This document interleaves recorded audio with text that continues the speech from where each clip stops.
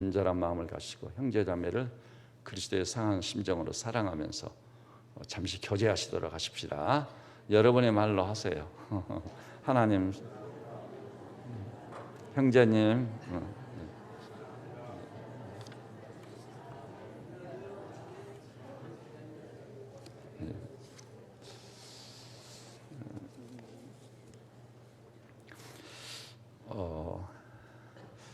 먼저 질문을 함으로 말씀을 시작하고자 합니다. 올해가 강복 몇 주년 기념이죠? 72주년. 정말 박수로 칭찬해드리고 싶습니다. 72주년인지 뭔지, 세월이 간지 안 간지, 강복절이 앞에 있는지 없는지 전혀 각성이 없는 백성이 대다수예요. 형식화, 의식화 되어버렸습니다. 여러분, 강복절 기념 노래, 우리 민족주의자였던 정인보 선생님, 참으로 훌륭한 인물이었어요. 그런 선조를 가지고 있다는 게 저도 자랑스럽습니다. 그 어른이 민족 지도자들과 늘 회합을 하고 조국 강복을 위해서 부단히 더 애를 쓰시더니 강복이 되자 강복절 기념 노래를 작사했어요. 노래, 강복절 노래가 어떻게 시작하죠? 흙 다시 만져보자. 어렸을 때는 저 흙인데 여기저기 센 게 흙인데 그걸 만져보자니. 여러분, 이육사 선생이 읊었듯이 빼앗긴 들에도 봄은 오는가. 나라를 빼앗기고 나니까 봄마저 빼앗기겠네. 강복을 맞이하고 보니까 일제치하에 신음할 때 그 흙이 아닌 거예요. 얼마나 그리웠던 우리 조국의 강토였던가. 그 흙을 맨발로 눈이 시리도록 밟으면서 흙 다시 만져보자. 얼마나 감격스러웠겠습니까? 이 가사를 쓴 정인보 선생님 그 심정인 것을 들여다보면요, 우리가 눈물이 왈칵 솟을 수밖에 없어요. 그렇게 애국애족을 하고 계셨구나. 나는 이게 뭔가. 그 다음에는 또 뭐죠? 바닷물이 춤을 춘다. 바닷물이 태풍이 오면 몰라도 춤은 무슨 춤이에요. 근데 이 어른의 머릿속에는 조국 강복을 맞이하자. 바닷물이 춤을 추는 것 같은 그것을 느끼고 경험한 거예요. 근데 그 어른이요, 2절에서는 그렇게 시작했어요. 이 꿈엔들 잊을 거냐, 지난 일을 잊을 건가. 결코 잊어서는 안 된다는 것이죠. 그런데 이것은요, 강복을 맞이한 제가 수필가들이 쓴 8.15 강복절 기념 동양문학을 제가 입수해가지고 가지고 있거든요. 항상 강복절이 되면은, 그래도 이 나라 백성 중에 하나란다면 그 나이든 어른들이 전부 최소한 70이 넘고 80이 넘은 어른들인데, 이분들이 조국 강복을 경험했어요. 그런 다음 자기들이 직접 경험했던 일본 천황의 울음 섞인 목소리로 항복을 선언하자. 이 수필가들이 자기가 있던 자리, 어떤 분은 초등학교 교사도 있었고 어떤 분은 16살짜리 소년도 있었고, 뭐가 뭔지도 몰라. 그들이 온몸으로 부딪혔던 강복의 한이와 감격을 수필로 풀어냈어요. 그것을 제가 오늘 강단에 올라오기 전에도 또 한 편 읽어봤습니다. 읽은 것을 또 읽고 정말 가슴에 와닿았고 새롭게 됐고 눈물 없이 볼 수 없는 수필이었어요. 어떤 여성 수필가는요, 당시 서해안에 자기 고향 마을에 있었더라고요. 16살 먹었습니다. 근데 갑자기 막 사람들이 막 손에 태극기를 들고 막 거리로 쏟아져 나와가지고 목이 터져라고 함성을 지르고, 이 어린 마음 이게 뭔가. 그랬더니 자기 친구가 말해주는데 우리가 해방됐다고. 해방? 자기도 뭣도 모르고 그냥 이 압도적인 그 세력에 휩쓸려 가지고 막 맨발로 뛰어가면서 이 해방의 감격을 노래했어요. 대한민국 독립 만세를 막 외치면서 목이 터져라고 외쳤어요. 내중에서 그것이 강복의 환희요 감격이었구나, 그걸 알게 되는 거예요. 어찌 강복을 맞이한 그 어른들의 그 실질적인 체험이 그것뿐이겠습니까? 여기서 풀어내자면 끝이 없어요. 제가 참 하나님의 은혜로 동양문학이라는 그 월간 잡지를 입수해가지고 거기 8.15 기념을 위해서 만든 제작한 특별한 문학이거든요. 그래서 그것을 항상 소중하게 보존했다 때가 되면 읽어보곤 하는 것입니다. 근데 아주 우리에게 잊을 수 없는 일이 있는데, 우리 조국의 민족시인 심은 선생 8.15 강복절을 맞이하면은 항상 제가 그 시를 낭독해 드리잖아요. 한번 들어보십시오. 제목이 뭐냐, 그날이 오면. 그날이 어떤 날이겠죠? 조국 강복이에요. 강복만 된다면, 우리 조국이 독립만 할 수 있다면, 그날이 오면. 그러면 그 시의 내용이 이렇게 돼 있어요. 그날이 오면은 삼각산이 일어나 더덩실 춤이라도 추고 한강물이 뒤집혀 용솟음칠 그날이 이 목숨이 끊기기 전에 와주기만 할랑이면은 나는 밤하늘에 나르는 까마귀와 같이 종로의 인경을 머리로 들이받아 울리오리이다. 두개골은 깨어져 산산조각이 나도 기뻐서 죽사오며 오히려 무슨 한이 남으리까. 그날이 와서 그날이 와서 육조암 넓은 길을 울며 뛰며 뒹굴어도 그래도 넘치는 기쁨에 가슴이 미어질 듯 하거든. 드는 칼로 이 몸의 가죽이라도 벗겨서 커다란 복을 만들어 들쳐매고는 여러분의 행렬에 앞장을 서오리다. 이 시인의 감성이 흉내를 낼 수가 없어요. 얼마나 광복 그날을 기다리고 대망했는지.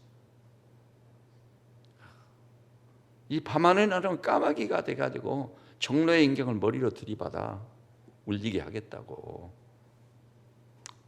그날이 오면은 이 육조 앞 있잖아요. 그 어디죠? 저 경복궁인가요? 넓은 길을 울며 뛰며 뒹굴어도 그래도 넘치는 기쁨이 가슴이 미어질 것 하거든. 드는 칼로 이 몸에 가죽을 벗겨 북을 만들고 조국 강복의 축제에 앞장을 서겠노라고. 어찌 이런 시를 그냥 지나칠 수 있겠습니까? 그런데 이것은요, 성경에 나오는 하나님의 백성 이스라엘도 예외가 아니었어요. 여러분, 우리 이스라엘 백성이 하나님의 백성이에요. 틀림없이 하나님이 살아계세요. 그거 부인할 자는 아무도 없어. 그들의 조상 아브라함과 이삭과 야곱의 하나님 어찌 부인할 수 있다는 말인가? 출애굽의 하나님 홍해를 가렸습니다. 여리고를 무너뜨렸습니다. 가나안을 점령하게 하셨어요. 그 살아계신 하나님은 그 누구도 부인할 수 없는 겁니다. 절대 신앙을 가지고 있는 거예요.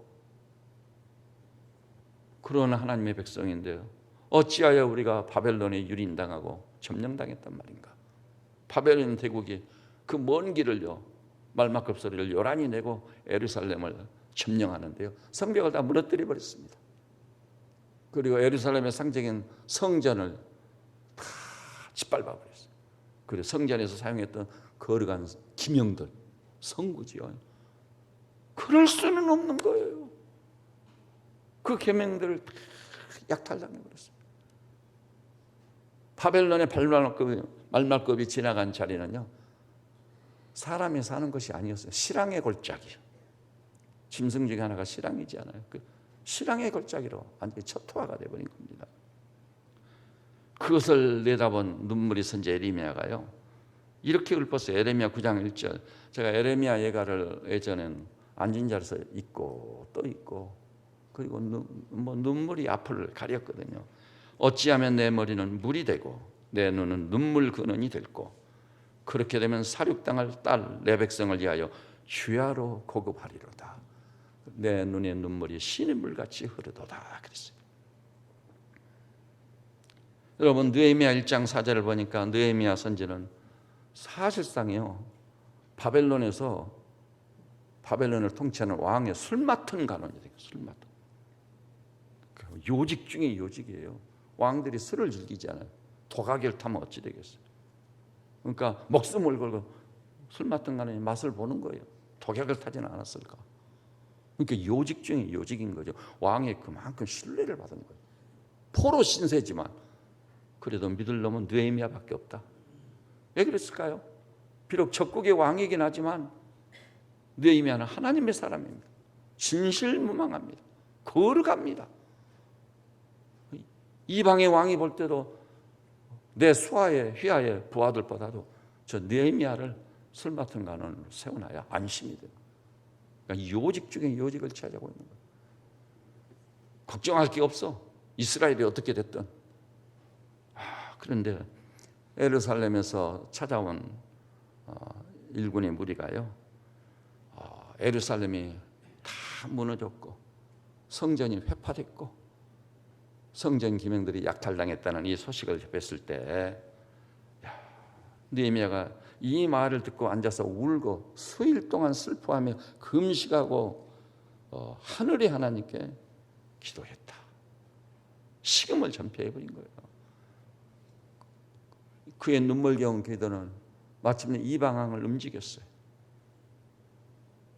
그래가지고 예루살렘 재건을 위해서 엄청난 도움을 입고 가서 예루살렘 재건에 승리하고 성공하게 되거든요. 그 느헤미야가 사람이 예상을 할 수 없는 그건 예상이 완전히 빗나가면 어떻게 이방왕이 자원해서 예루살렘 재건을 명령하고 모든 편의를 돌봐줬겠습니까?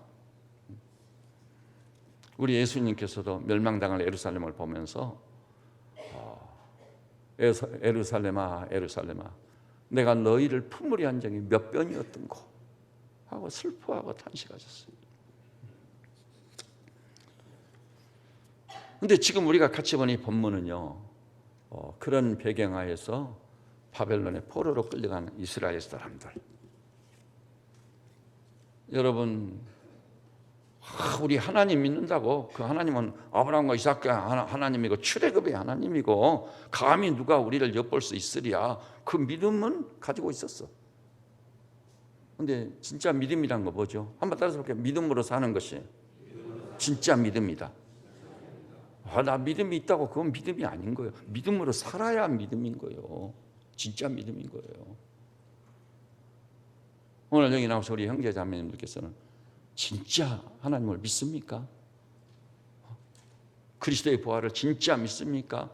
의에 거하는 바 새하늘과 새 땅을 믿음의 눈으로 여기서 바라보면서 땅을 살지만 천국을 살고 있습니까? 너무나도 진짜. 이스라엘 백성들이 아브라함의 하나님, 출애굽의 하나님 다 믿었어요. 믿는데 문제는 믿는 자로서 살지를 않은 거예요. 율법을 지키지 않았습니다. 율법을 예면했습니다. 하나님께서 이미 잠언에 예고했거든요. 너희 눈을 돌이켜 여호와의 율법을 듣지 아니하면 너희 기도조차 가정스러우니라. 저 같은 경우는 기도하려고 하면은 내 신앙을 먼저 점검해요. 정말 내가 하나님께 대한 경외심을 가지고 있는지, 그분이 우리를 사랑하셔서 주신 그 거룩한 법을 그래도 내가 지키려고 힘쓰고 있느냐, 내가. 그래야 내가 믿는 사람인 거지요. 이스라엘은 믿기는 믿었지만 믿음으로 살지를 않은 거예요. 율법을 등지고 예면해버렸습니다.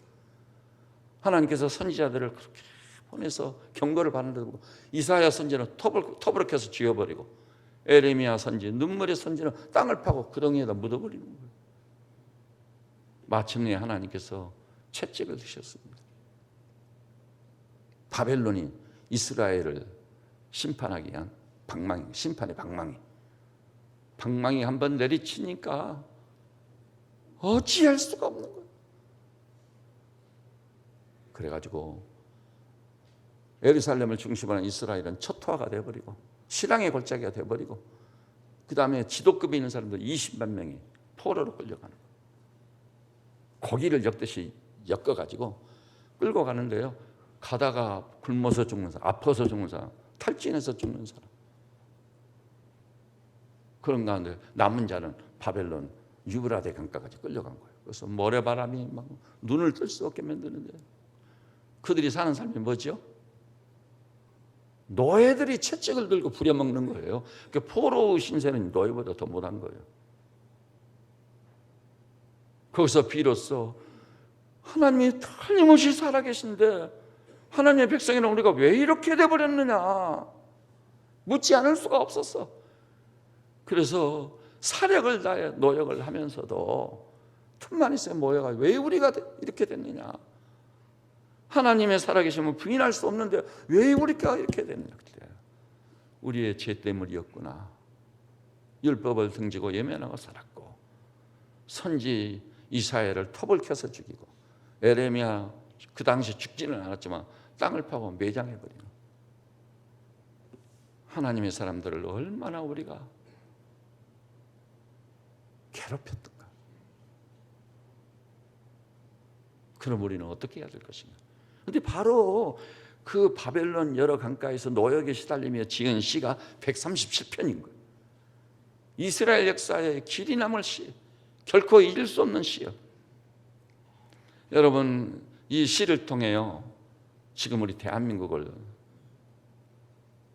한번 조망해 보면서 여기 있는 우리 성도님들 최소한 영적 결단을 내려 나 자신을 세우고 가정을 세우고 교회를 세우고 우리 조국과 민족을 확실하게 하나님의 나라로 세울 수 있는 이 시대에 하나님의 사람들이 다 되시기를 우리 주님의 이름으로 축원합니다. 진짜 축복합니다. 그러지 않으면 희망이 없어요. 지금 어찌 됐습니까? 8월 위기설을 다 듣고 계시죠?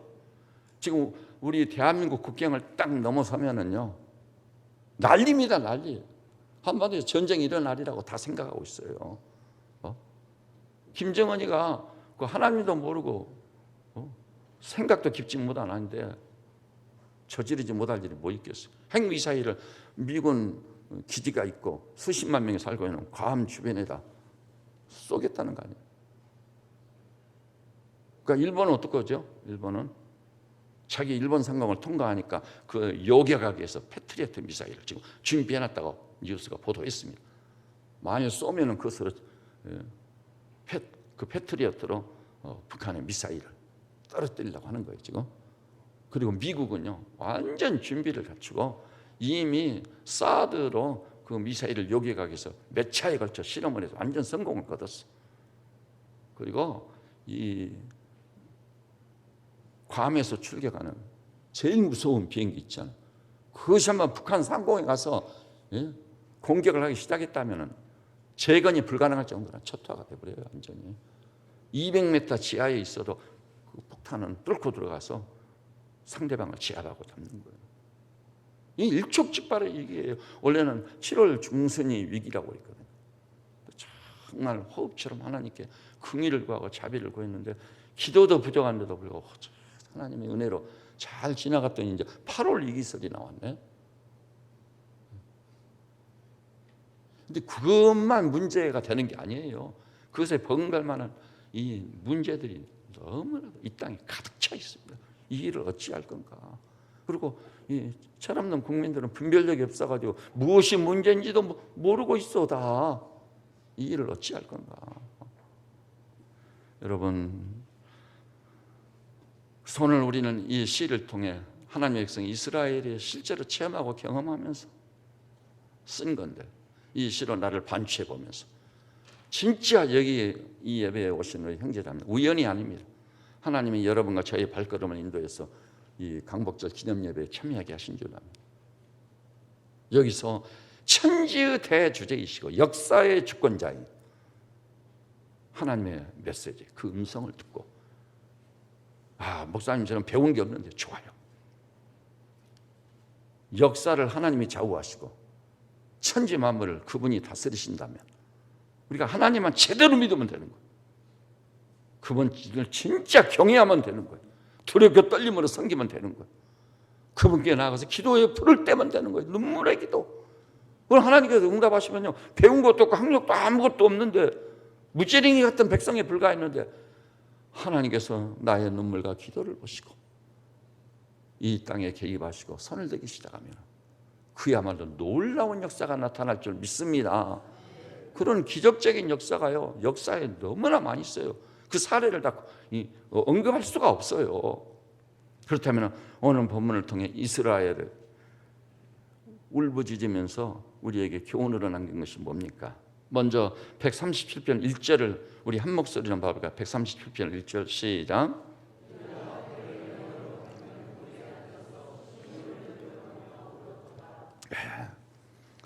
포로로 끌려가가지고 가는 동안 죽은 자가 그 얼마며 거기까지 당도한 사람도 제정신이 아니에요. 밤낮으로 노예들의 채찍을 맞으면 노역에 시달리면서도 틈만 있으면 모여가지고 마침내 결정체로 이 시를 읊게 된 거예요. 이스라엘 역사상 영원히 잊을 수 없는 시예요. 이렇게 읊었습니다. 우리가 바벨론의 여러 강변 거기 앉아서 시온을 기억하며 울었도다. 시온을 기억하며, 시온이라고 하는 것은요, 이스라엘은 물론 예루살렘의 상징적인 지명입니다. 시온. 그래서 현대에 와서도요, 이스라엘 사람들은 러시아에서도 다 죽고, 저 폴란드에 이스라엘 사람만 모여 사는 공동체가 개토지예요. 거기서 5만 명, 한 명도 사람 다 죽었어요. 다 죽었어요. 유대인 학살에 의해서 600만 명이 학살을 당하고 인류사에 도저히 상상을 불허하는 참화를 겪은 겁니다. 프랑스에서도 공중이 수많은 시민들이 대들어서 돌멩이를 던져서 유대인 출신 대의가 돌 맞아 죽었어요. 가는 곳마다. 거기서 도대체 우리가 갈 곳은 어디냐? 우리 고토로 돌아가자. 그 시오니즘이라 가지고 시온으로 돌아가자. 그래서 2000년 만에 기적의 역사가 일어나 버린 겁니다. 현대 이스라엘을 세운 거예요. 기적 중에 기적입니다. 근데요, 그것의 예고편인 양 바벨론 포로로 끌려가서 거기에 앉아서 시온을 기억하며 울었도다. 유린된 예루살렘, 또 무너져 내리는 성벽과 성전, 약탈된 성전 기명들, 하나님을 섬길 때만 사용했던 구별된 그 성전 기명들 다 사라져버렸습니다. 어찌하여 이런 일이 우리에게 있단 말이가 했을 때 답이 나왔어요. 따라서 해보세요. 죄의 삭선 사망이라. 여러분, 하나님이라는 분은 우리가 제대로 알고 믿어야 돼요. 하나님은 사랑이시다, 은혜다. 이거 큰일 날 소리입니다. 물론 그 은혜가 아니고 사랑이 아니고 구원은 불가능해요. 그래서 그 은혜를 인하여 믿음으로 말미암아 구원을 얻었나니 이것이 너희에게서 난 것이 아니야 하나님의 선물이라 틀림없습니다. 그러나 우리에게 임한 이 하나님의 놀라운 은혜를 은혜로서 제대로 깨달으면 그 은혜와 믿음은 뭘 가져오는 거죠? 우리에게 엄청난 존재론적 변화를 가져와 버린 거예요. 대표적인 사례가 바울이잖아요. 누구든지 그리스도 안에 있으면 새로운 피조물이라, 그 중생이라 새로운 존재로 다시 태어나 버린 거예요. 그리고 이전 것은 지나갔으니 보라 새 것이 되었다. 이 변화가 없으면 그 믿음이 가짜인 거예요. 이 성경을 봐보세요. 그 믿음이 진짜란다 하면 존재적 변화는 불가피한 거예요. 삶의 변화가 변하지 않을 수가 없어. 마음의 생각이 달라져. 입의 말이 달라져. 반듯한 사람이 되는 거예요. 마치 성경에서 튀어나온 인물처럼 우리가 세워지게 돼 있는 거예요. 그게 없으면 내 믿음은 가짜라고 생각하고 정신 차리고 각성해야 돼요.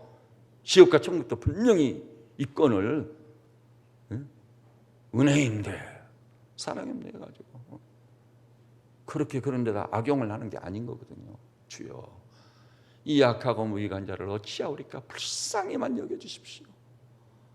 성령님으로 말하면 확실히 거듭나고 그리스도 예수를 내 중심의 주인으로 모셨기에 내 존재가 완전히 바뀌어지고 삶이 달라져. 그야말로 내게도 바울과 똑같이 이전 것은 지나갔으니 보라 이 환희가 터지도록 복 주셔야만 되겠습니다. 부르짖고 호소해야 돼요. 심지어는요, 이 세대의 사람들이 그렇게 좋아하는 돈도 주님이 다 가져가도 좋습니다. 아파트, 차 다 가져가도 좋습니다. 나는 하나님 한 분이면 충분합니다. 예수 그리스도 한 분이면 만족합니다. 그렇게 믿어야 할 대상이 예수님입니다. 적당히 믿어서 될 뿐이 아니란 말이에요. 그러니 죄의 삭선 사망이라. 인류사의 초기에도 그것을 먹는 날에는 정령 죽으려. 그 죄 별것도 아닌 거예요. 제가 말씀드렸잖아요. 우리 교육자들하고 청송에 가가지고 길을 운전하고 가는데 사과 가지가 그냥 도로까지 막 치렁치렁 사과들이 창문만 딱 열면 딱 닫아 따서. 그래서 교육자들이 웃으면서 그러더라고. 목사님 저 하나 따먹고 가자고. 그래 안 된다. 더욱이 우리는 교역자가 아니냐. 사과안을 옛날 우리나라는 뭐 참외 서리도 하고 수박 서리도 한다고 했지만은 그것은 아니라 정당하게 우리 값을 지불하고 딱 사서 먹으면 됐지. 그러고 지나가다 보니까 저 논두렁에 젊은 분이 남자분이 지나가더라고. 그래서 제가 문을 열고 우리가 사과를 좀 샀으면 좋겠는데 좀 안내 좀 해줄 수 있느냐 그랬더니 그분이 안내해드리겠다고 그러면서 우리 교우 중에 사과 가수원을 하는 분이 있다고. 교회 우리 교인 중에 그분이 교역자인가 보다. 그래서 물어보니까 성신대 신대원 전도사님이더라고. 그래서 내가 김정우 박사 아냐고 그랬더니 저희 스승이시라고. 김 박사하고 나 친구다. 그래서 우리를 데리고 갔는데 그 여집사님이라고 하는 분이 난데없어요. 사과 팔고 거래도 하기 전에 바구니 가져가더니 사과를 좋은 사과를 잔뜩 가득 가져가서 이거 실컷 드시라는. 그리고 5,000원어치 샀는데 우리 교육자들이 다 나눠서 비닐봉투에 집으로 가지고 갔어요. 그러니까 손 내밀어서 하나를 따먹는 것보다는 더 큰 축복을 받은 줄 아시기를 바랍니다. 이것이 살아계신 하나님을 믿는 사람들에게 임하는 축복이요. 그러니까 우리가 죄를 지었구나, 악을 행했구나. 죄의 삭선 사망이라. 궁극적으로 죄가 파멸의 원인자입니다. 이 나라도 마찬가지예요. 그래서 여기 시온을 기억하며 울었단 말은 무슨 뜻이에요? 시온의 참화를 생각하면서 왜 이렇게 우리가 됐는가 했을 때 우리의 죄 때문에 그래서 슬피 울부짖는 겁니다.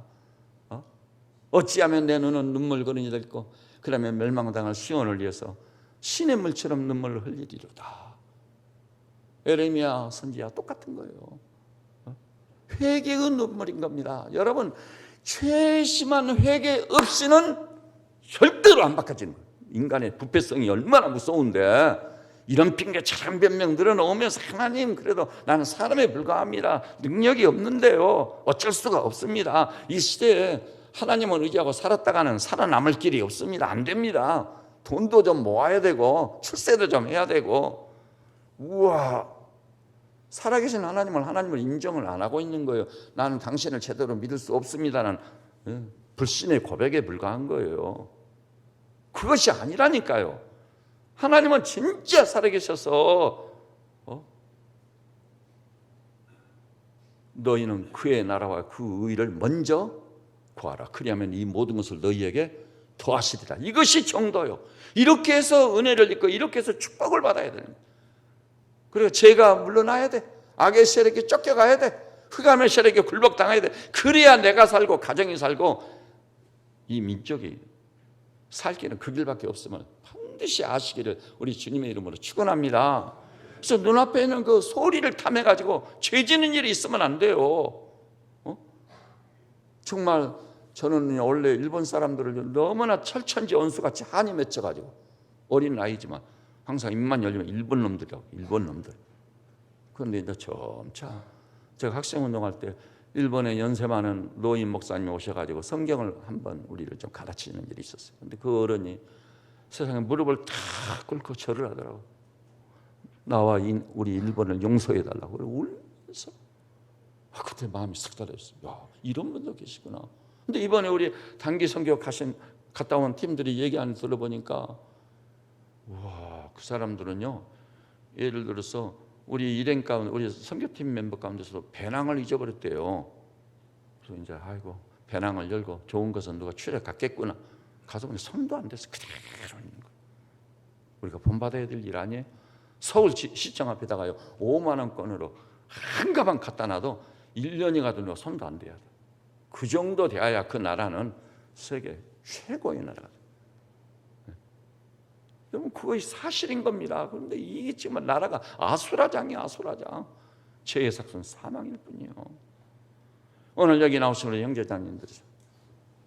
우리 형제자매님께서 오늘 이 말씀을 받으면서 주여, 우리 민족의 죄를 내 죄로 대신 뒤집어쓰고 또 내 죄 때문에 나부터 회개하기를 하나님의 진로가 임할 것을 내다보고 눈물로 가슴을 치며 통회하고 잡아가고 회개하는 우리 성도들 되시기를 주님의 이름으로 축원합니다.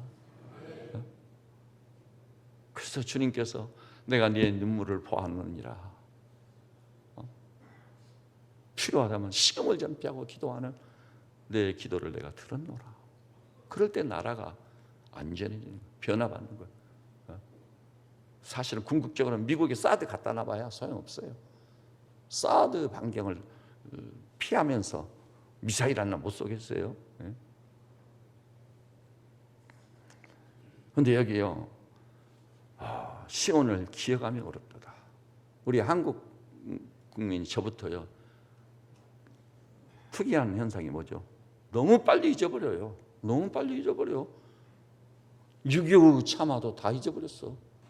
눈물이 마르지 않았는데 아직도 핏자국이 남아있고, 그리고 심지어는 남침이냐 북침이냐, 세계의 석학들과 모든 사람이 다 남침이라고 말하는데 우리하고 더불어 동시대를 사는 우리 국민들 가운데 적지 않은 수가 북침이라고요. 남쪽에서 북으로 치고 올라갔다, 북침이라고. 이런 사람들은 다 체포에다가 감옥에 수감해야 맞는 거예요. 근데 버젓이 자유를 누리면 그 사람들이 다 지도층에 올라가지고 이 나라 이 백성을 유린하는 상황이라 지금 이런 일이 있을 수 있느냐 말이에요. 말도 안 되는 소리예요. 여러분 들으셨죠? 김일성 주사파를 추종하던 무리들이 대통령 비서실장 임종석이 청와대 부속실에 그 많은 요직에 총학생장들이 싹 자리 차지하고 있어요. 이게 도대체 어떻게 된 거예요? 나는 그래도 진보가 정권을 잡으면 그래도 좀 깨끗해지지 않을까 기대감을 딱 가졌는데요. 보수 정권이 있을 때는 강요로 발탁된 사람을 청문회 한데 보니까 죄질이요 나빠. 3가지 4가지 죄들을 보면서 우리 서민들은요 죽으라고 살고 있는 거예요. 그래서 이제 진보 진영이 나타났으니까 그래도 깨끗할 거다 기대를 했더니 과거에 보수 진영이 3, 4개의 죄를 지었던 이 사람들이 6개, 7개의 죄를 지어버렸네. 아이고, 이랬었구나. 어이없고 황당한 일인 거예요. 그래도 어리석고 무지몽매한 백성들은 그저 좋다고 제스처 하나 하는 거, 그 배후에 뭐가 더 살이고 있는지 모른단 말이에요. 오늘 여기 나오신 사랑하는 형제님들, 교회 이해는 기대할 것이 없습니다. 왜냐하면 진실성의 문제니까. 하나님을 경외하고 두려워하는 사람들, 하나님 때문에 거짓말을 딱 멈추고 사실을 굳게 붙잡고 이것을 배제하고 배격해야 되나 보죠. 제가 얼마 전에 모 신문사에서 여성이 전화를 하셨더라고요. 끊은 신문을 봐주시기만 한다면 상당히 좋은 선물, 그 선물을 보내드리고 6개월 동안 무료로 신문을 넣어드리겠다고. 자매님은 어떤 분인지 몰라도 제가 사기꾼들이 만든 거짓말 신문을 내가 왜 보는 겁니까? 다시 볼 일이 없을 겁니다. 딱 그랬어요. 그랬더니 그 자매님 죄송합니다. 껐더라고. 뭐 있는가 봐 그래도. MBC에 전화 딱 했어요. 전화 받으신 자매님이 이 말을 위에 라인을 통해 알리실 겁니까? 안 알리실 겁니까? 그랬더니 확실히 전해드리겠다고 그러더라고요. MBC가 내가 볼 때는 사실 보도하느라고 너무 애를 쓰고 있는데 나는 MBC 9시 뉴스밖에 안 봅니다. 딱 그랬어요. 그랬더니 정말 고맙습니다. MBC가 난리야 지금. 난리라고 지금. 여러분 정신 차리고 각성 좀 해야 됩니다. 제가 이렇게 이야기하면 소수의 교우들은 목사님의 정치적인 말을 설교 중에 하시냐고. 그러면 대선지서, 소선지서 다 읽어보세요. 예선지들이 목숨 걸고 그 목숨 걸고 정치 발언을 하다가 정치 발언이 아니에요. 에레미야는 땅에 매장돼서 죽을 뻔했고 이사야는 톱으로 켜서 순교자가 된 거예요.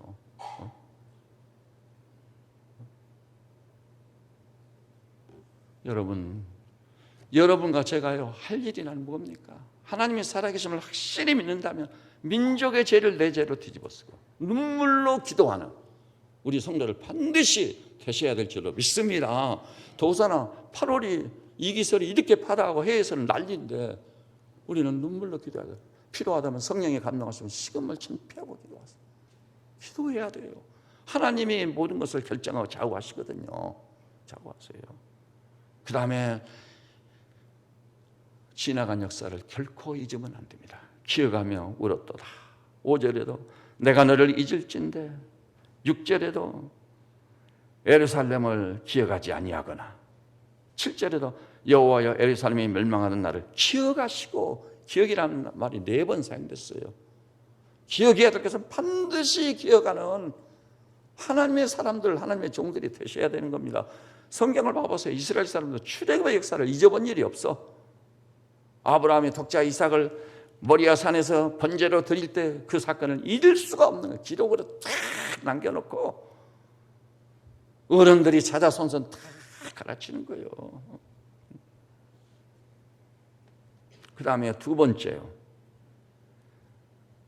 그 바벨론 여러 그 강가에서요. 이스라엘은 눈물로 회개하고 가슴을 치며 통회하고 잡아가면서 그들은 무엇을 했습니까? 애국을 결의했습니다. 애국의 애족을 결의를 했어요. 그의 바로 5절 6절에 예루살렘아 내가 너를 잊을진데 내 오른손이 그의 재주를 잃을지로다. 유대인들은요 손에 재주가 많은 사람들이요. 근데 만일 예루살렘 우리 조국을 만일 우리가 잊기라도 한다면 우리 오른손이 그 재주를 잃어버리면 사람도 아니고 그거 살아있는 짐승이나 똑같은 거예요. 근데 그 재주를 잊을지로 만일 그 예루살렘을 우리가 잊어버린다면 그 오른손이 그 재주를 잃어버리고 살아있는 짐승으로 전락해 버릴 거다. 그 애국 애족에 대한 결의를 이렇게 최심한 이런 표현력을 가지고 묘사를 했습니다. 그 재주를 짐승이 되면 될지언정 예루살렘은 잊지 못하겠다는 거예요. 6절은 말이죠. 내가 예루살렘을 기억하지 아니한다든지 내가 가장 즐거워하는 돈이나 명예나 뭐 이런 것보다 예루살렘을 더 즐거워하지 않는다면 내 혀가 내 입천장에 붙으리로다. 혀가 입천장에 붙으면 그 봉어리죠. 살았다 할 것이 없어요. 그렇게 될지언정 그들은 예루살렘을 잊지 않겠노라고. 이게 애국 애족의 결의를 한마디로 요약해서 시적으로 이렇게 딱 표현한 겁니다. 지금 기대할 것은 하나님을 믿는다고 하는 그분께 대한 그래도 경외심을 가지고는 우리 성도들밖에는 이 나라에 소망이 없습니다. 누구한테 나라를 맡기겠어요? 죽으면 그만이라는 인생관 가지고 사는 사람한테 어떻게 이 나라의 백성을 맡기냔 말이에요. 말도 안 되는 소리예요.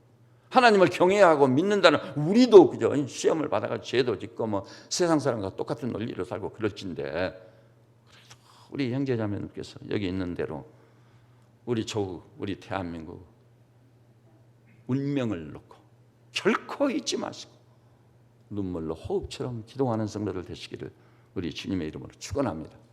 그다음 마지막 세 번째예요. 7절부터 9절까지인데요. 7절부터 9절까지 무슨 말씀이냐면 예루살렘을 유린한 저 원수들을 하나님께서 멸해 주시라고 호소하거든요.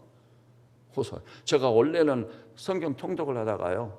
예수님을 인격적으로 만난 다음 통독하다가 이해가 안 가버렸어요. 아니 원수를 사랑하라고 하셨는데 이럴 수가 있는가. 우선 7절에는요. 여호와여 예루살렘이 멸망하던 날을 기억하시고 에돔 자손을 치소서.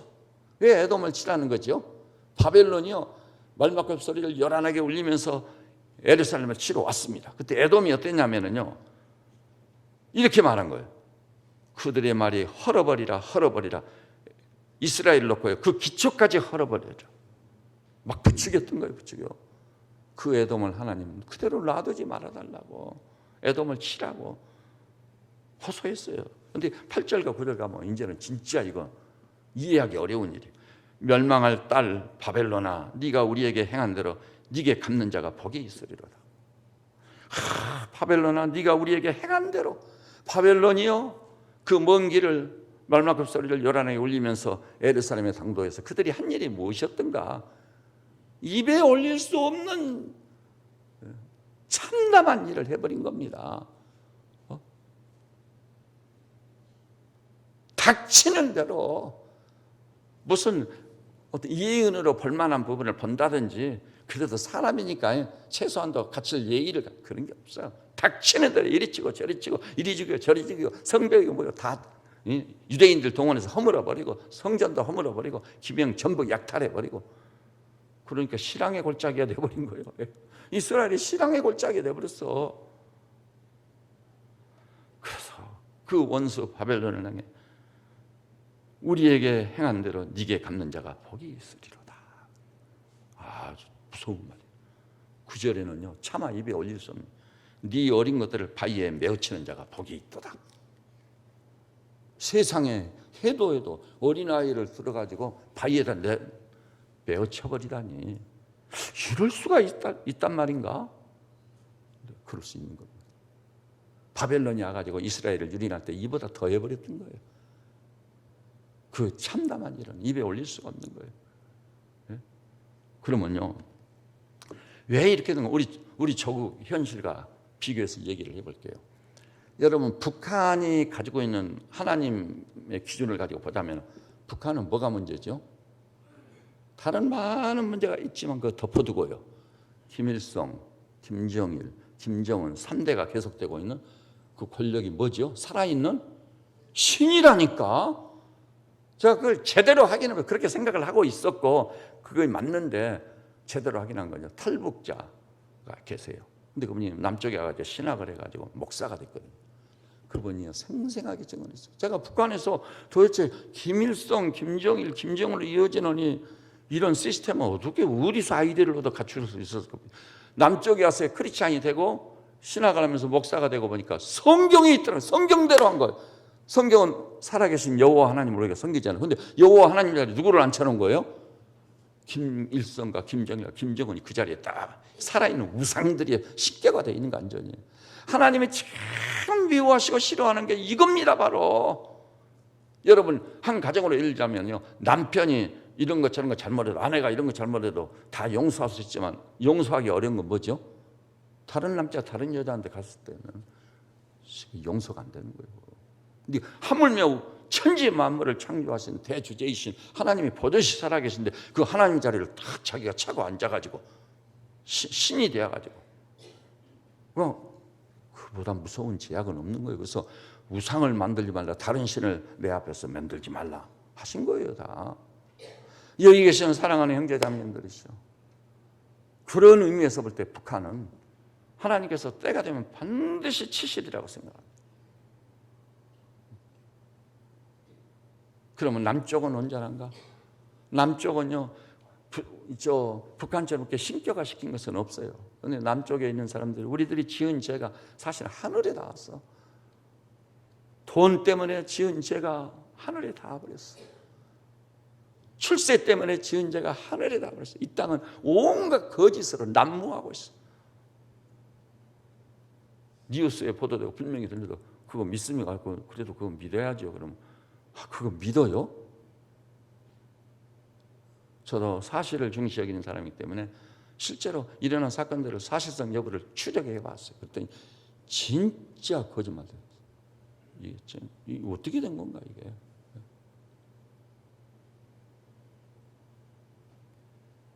그 죄도 회개치 않냐면요, 하나님이 치실 때가 채찍을 드시면은 화로다 나여 망하게 되었도다. 나는 입술의 부정 하나로도 나는 망하게 되었도다. 대선지 이사야인데도 불구하고.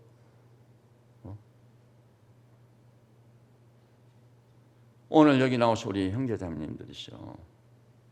오늘 이 본문을 통해 하나님의 채찍을 드시면은, 사실 북한을 위해서 우리가 기도할 때는요, 하나님 그들이 파는 함정에 그들이 스스로 빠지게 없어서 기도하는 게 맞습니다. 그거 도덕적인 윤리적인 죄라고 하면야 회개하게 해달라고 기도하지만 이건 회개로 해결될 일이 아니야. 완전히 흑암의 세력이 완전히. 그래서 네 어린 것들을 바위에 메어치는 자가 복이 있도다. 그런 기도가 절로 나온다고요. 그들이 지은 죄가 그 얼마입니까? 또 300만 명을 굶어 죽인 것만 해도 모자라서 그들이 저지른 죄나 악은 이미 우리 입에 담을 수 없어. 그래서 오늘 72주년 강복절 기념일에 시편 130편을 통해서 이스라엘 민족의 참화를 통해 하나님께서 우리에게 주시는 이 메시지를 이 시대를 사는 나에게 우리 한국 민족이 주는 말씀으로 받아가지고 반드시 우리 교우들께서 하나님 살아계시니 그 하나님을 제대로 믿고 확실히 믿고 절대 신앙으로 진군해서 장애물을 제가 장벽들을 무너뜨리고 믿음대로 될지어다 해가지고 나를 세우고 가정을 세우고 교회를 세우고 우리 조국과 민족을 하나님의 나라로 세우는 역사의 주역들이 되시기를 우리 주님의 이름으로 축원합니다. 기도하십시다. 주님, 이 약하고 무익한 종이 주의 말씀을 전했습니다. 주여 우리를 불쌍히만 여겨주십시오. 긍휼히만 여겨주십시오. 이 땅의 죄가 하늘에 닿았습니다. 하나님이 오래 참으시지만 마침내 채찍을 드시면 시편 137편을 통해 본 바벨론 포로로 끌려간 이스라엘과 다를 바 없이 그 이상으로 참혹한 역사가 펼쳐질 겁니다. 지금 토끼가 나무 뿌리에 놓여 있습니다. 언제 찍힐지 모릅니다. 이런 때에 우리 모두가 정신 차리고 근신하고 각성해서 호흡처럼 눈물로 기도하며 전쟁을 획책하는 무리들을 주님이 그 기도를 들으시고 막아주시고 어두움과 흑암의 세력을 부른 미혹의 영들을 결박지어 주시고 특별히 하나님의 거룩한 백성들이 벌떼같이 일어나 신실하고 충성스러운 종들 말씀을 붙잡고 성령에 충만하여 오직 의의 길, 생명길, 주의 길로 달려갈 수 있도록 축복하여 주시옵소서. 멸망당할 내 백성을 살리는 위대한 하나님의 종들이 되게 하여 주시옵소서. 예수님의 이름으로 기도드립니다. 아멘.